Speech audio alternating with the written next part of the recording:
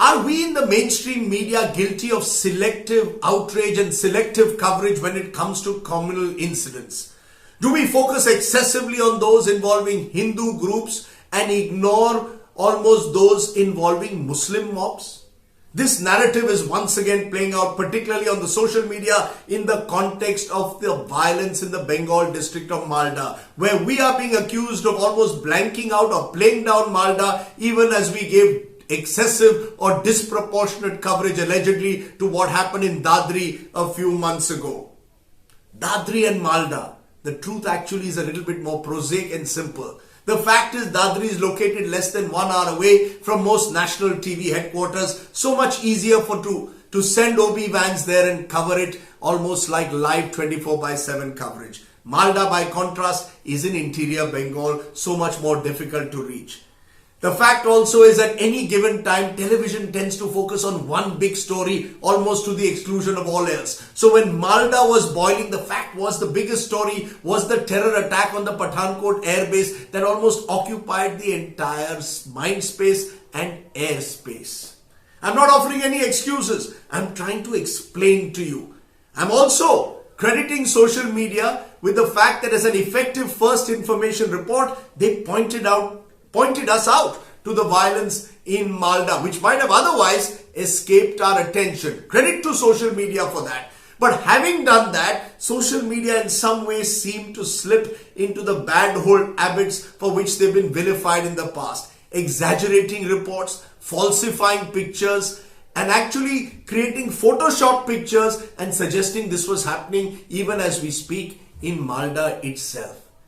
There's a real danger in this. I remember a few years ago in Muzaffarnagar, pictures went viral which had nothing to do with the violence in Muzaffarnagar but involved Rohingya Muslims in Myanmar.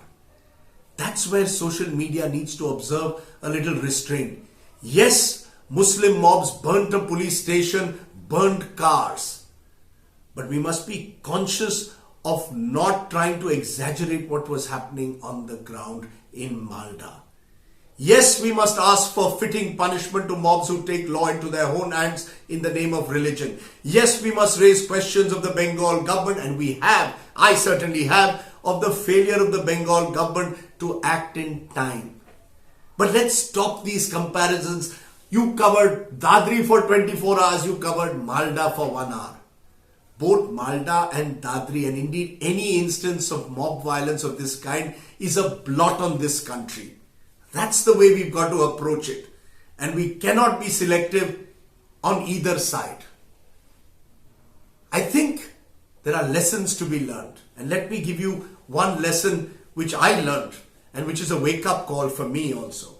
A few days ago, a reporter on the ground in Malda told me that his national editor rang him up to say, what is happening on the ground? The reporter said, all is calm, sir.